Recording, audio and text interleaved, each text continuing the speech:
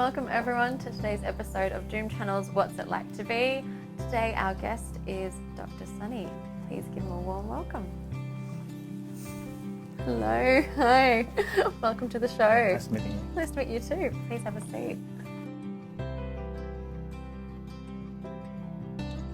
So I guess to start today, I wanted to ask you, being a doctor is a very prestigious thing.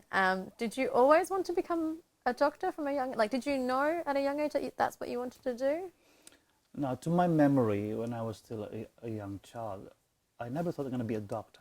What did you think you'd be? No, because I remember very well when I was in grade 1, my school teacher told me that I think you're going to be an architect or a civil engineer. Because every time I was asked to make a drawing, I was quite different from my classmates, because when I make a drawing, it's always two-dimensional.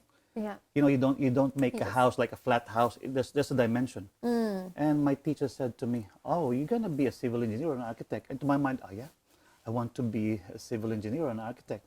And later on, I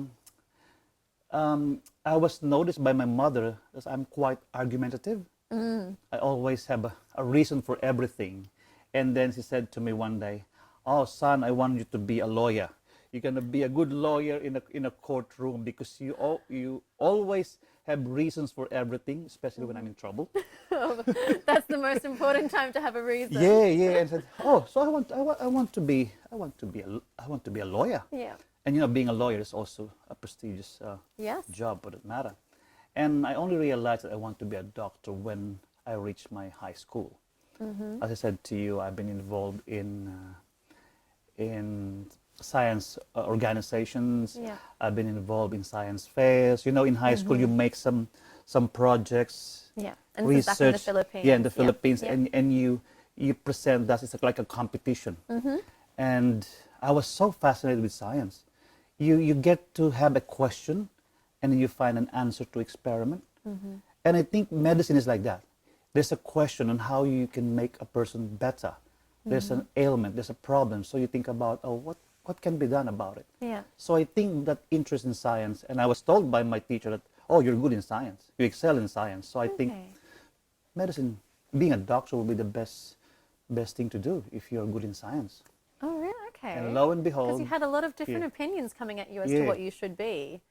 I think it's a preparation as well, because if you, as a young child, if you look at things at different perspective, then that's actually a quality of a doctor. Yes, because that's a difficult thing Yes, to do. you don't look at as a person as just someone with a face.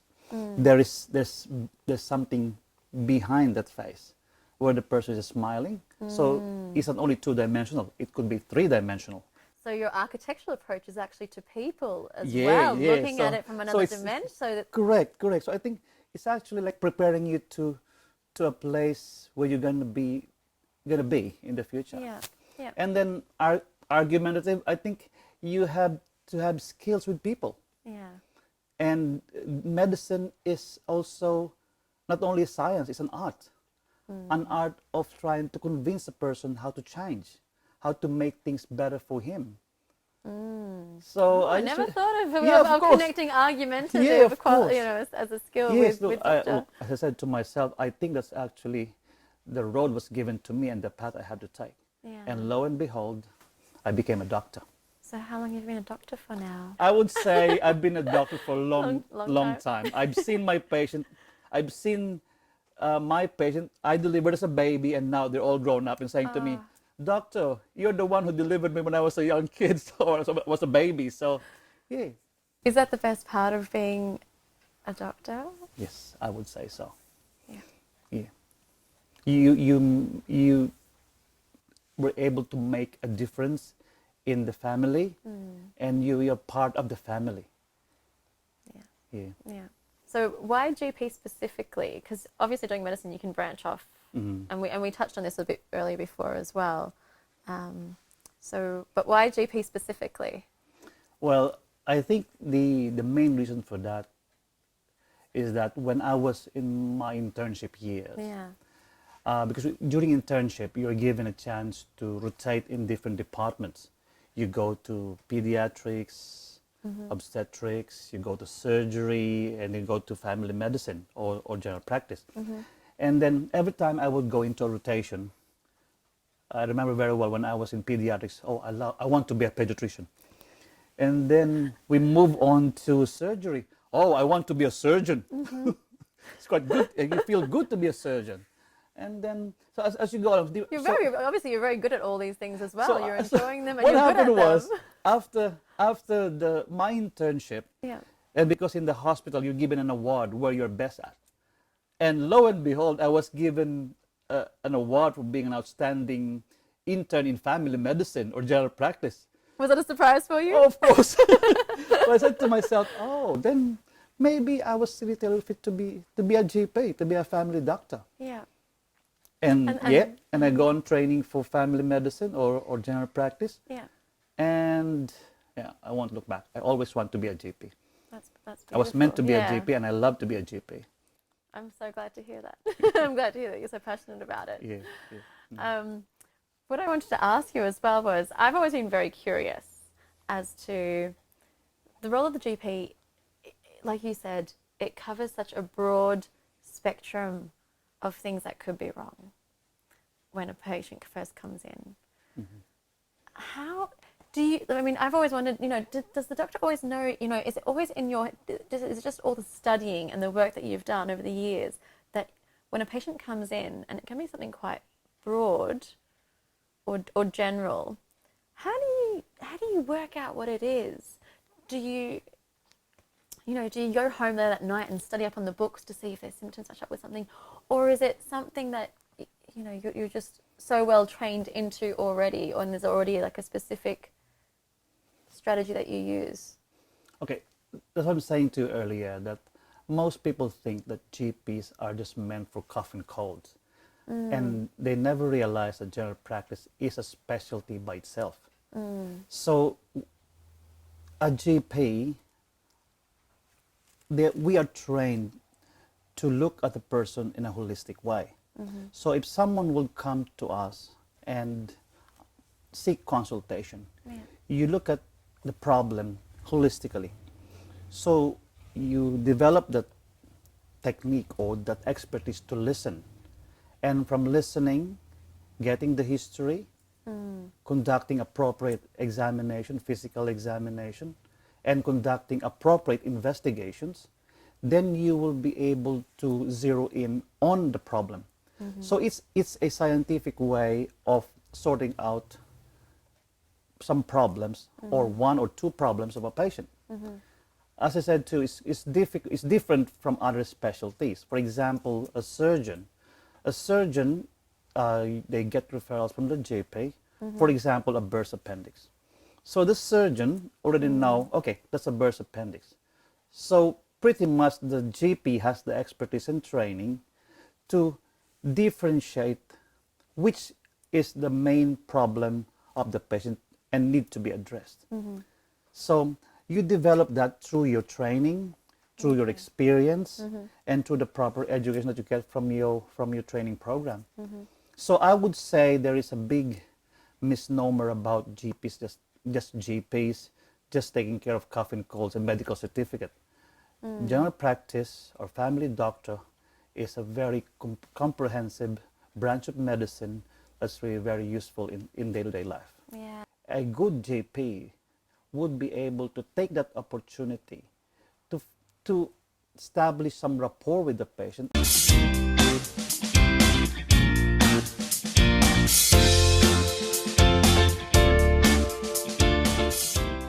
Are you finding that there's still that strong, a lot of your patients, you see their families still, or is it just these days just in and out as well? Have the patients changed?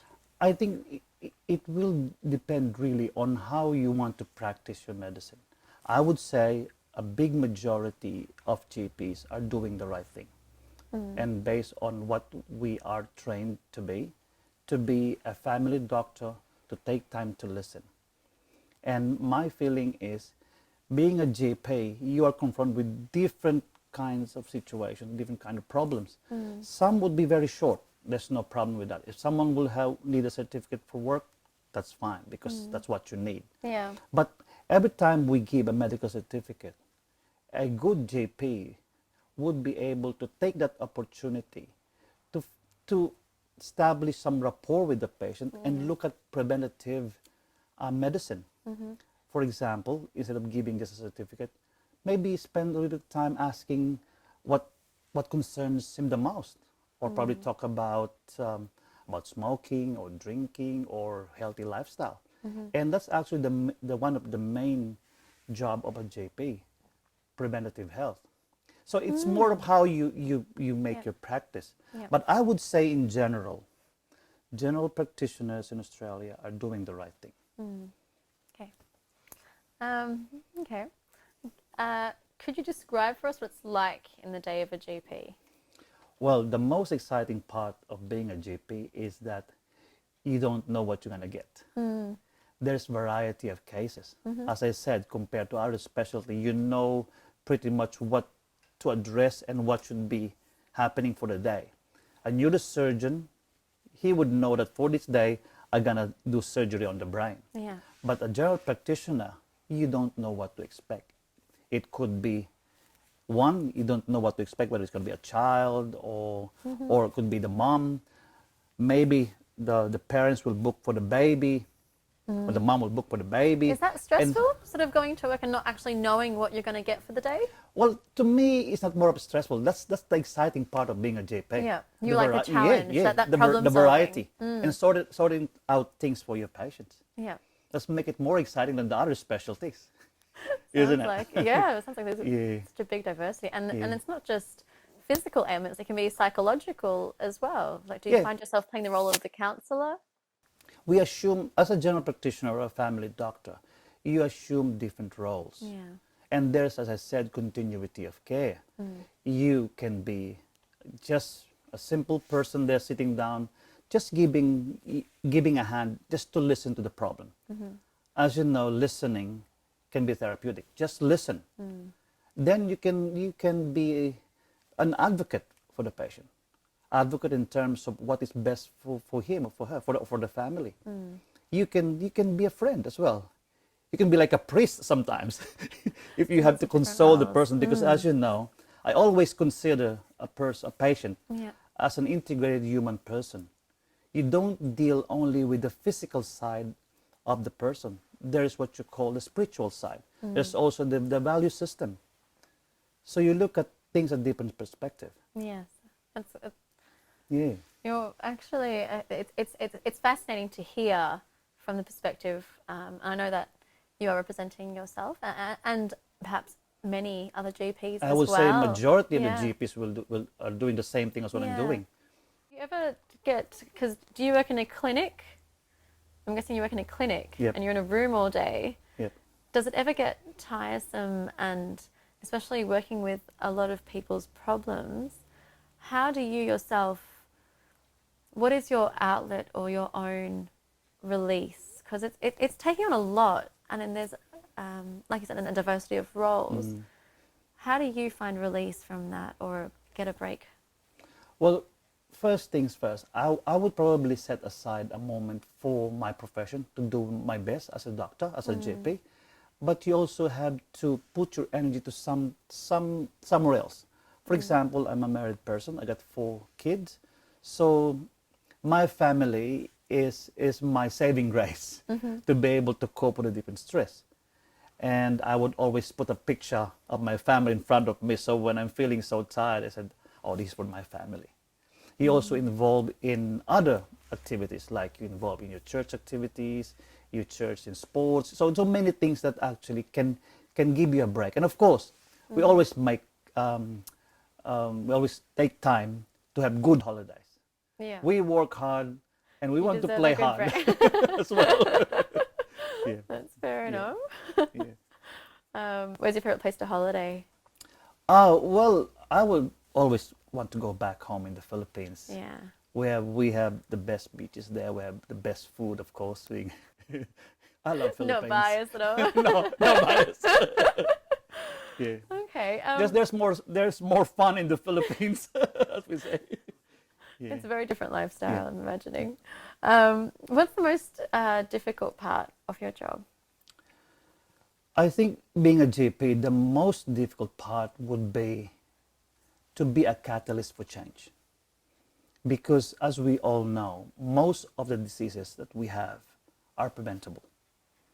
And being a GP, you have the biggest challenge there is to be able to educate your patient and then making him change for the better for himself. And I'm not talking about one consultation. I'm not talking about two consultations. I'm talking about involving the family, involving the community. So that's the biggest challenge. Yeah. Because we are spending so much money on treatment, treating the patient in the hospital. But if people will actually do the right thing and prevent these diseases or this illness to come, then we'll save more money. Okay. And we live So longer. what things, I guess, for anyone who might be at home, what things for you have strike you as things that can help prevent, let's say,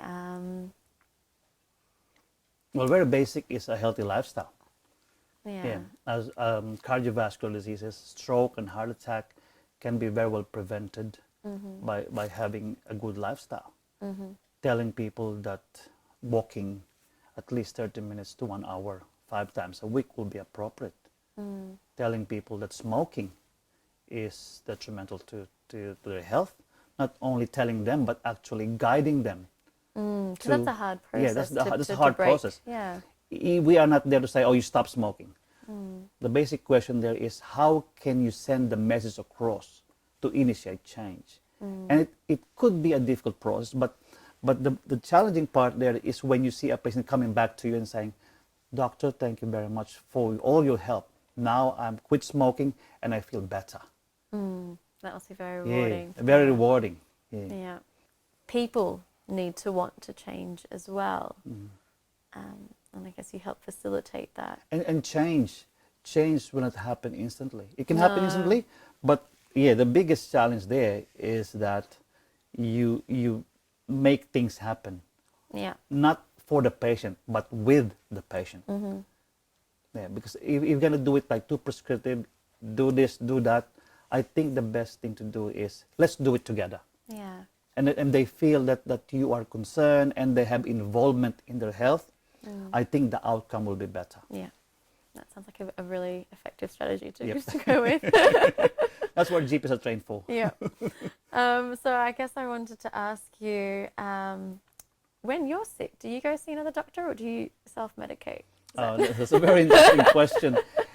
Look, we are always been told, and I think it's very appropriate for a GP to have his own GP.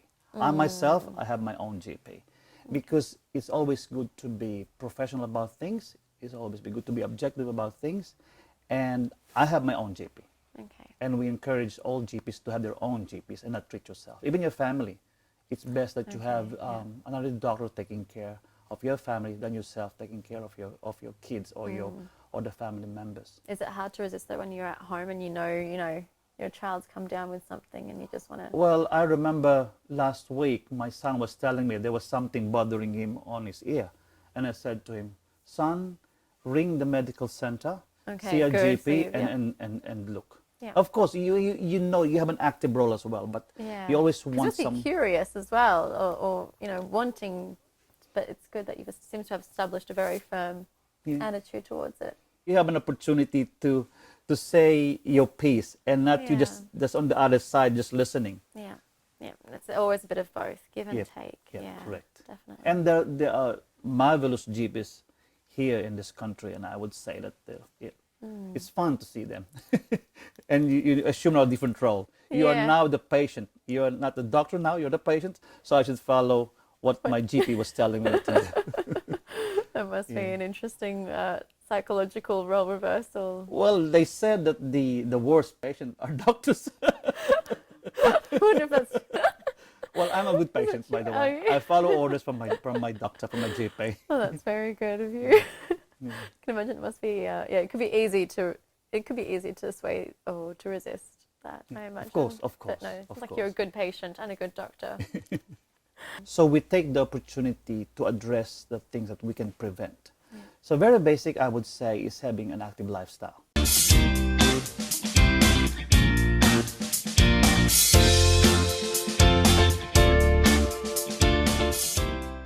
Is there a particular health tip that you might give to our viewers I have today? always an advocate for healthy lifestyle. There are some diseases or illnesses that would say preventable. So we take the opportunity to address the things that we can prevent. So very basic, I would say, is having an active lifestyle.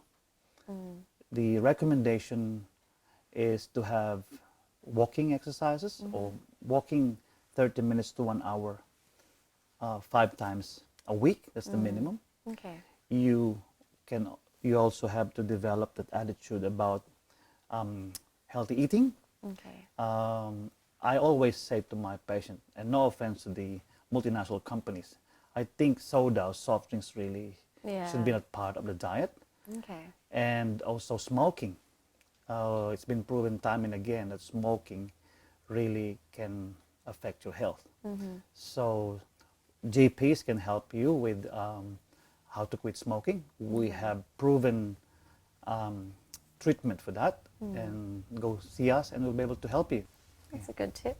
And I actually wanted to ask you, have you found that a lot of patients coming in with stress and anxiety, has that increased a lot? And what would you say about people who are suffering from anxiety or stress? Is there something for them that they can do as well, in addition to seeing their GP? Well, if someone is suffering from anxiety or stress or even depression, it is always good to see the GP as a starting point. Because the GPs can be able to help them with different ways to alleviate the symptoms. There are other allied professionals who can be on board. We have professional clinical psychologists, you have counselors, and maybe at some stage we might need to involve the social worker as well, and the trial of some medications. Because time and again it's been proven that counseling, cognitive behavioral therapy, and medication can help. And the general practitioner, for that matter, is in the best position to help patients. As there's so many factors to consider. Involving the community will be very good, in the family. Okay, thank you for that. Thanks so much for sharing those tips with us today. I guess finally, our last thing is always, is there a message that you'd like to share with the audience? Well, the message I want to impart to the audience is that general practitioners are basically part of the family. Consider us as part of the family. We are here to be an advocate for them, especially not only when they're sick. Think of doctors, think of GPs as their partners in their health. We can talk about many things under the sun. Give us the opportunity to provide health service for them, at the same time give us an opportunity for us to help them. So it's a two-way traffic. So I would say that if you're in trouble, if you have any concern, go get an appointment to your GP. Okay, thank you. Thank you. I think that's an important message for a lot of people to hear. So thank you so much, Sonny, for joining us today. It's been an absolute pleasure. Thank you. Pleasure. My pleasure. To end our show, we have a souvenir, and we would appreciate it if you could sign us and leave us with a parting message. So GPs are there to be with the family in every step of the way. Thank you. Thank you. It's an important message. All right, thank you. That's our show for today. Hi, I'm Ryan Gomez, motivational speaker, author, and public speaking coach. You've seen me on Dhoom channels, What's It Like to Be? Practice makes perfect. Since you've said that, I don't believe practice makes perfect. I believe perfect practice makes perfect. Perfect. So what I'm saying is, you can practice the wrong things. It will not make you perfect. Do you believe you can achieve that perfection? Oh, I don't believe in perfection. Okay. But perfect practice makes perfect. I'm coming back for a special episode on Dhoom's channels, Get Inspired by Ryan Gomez.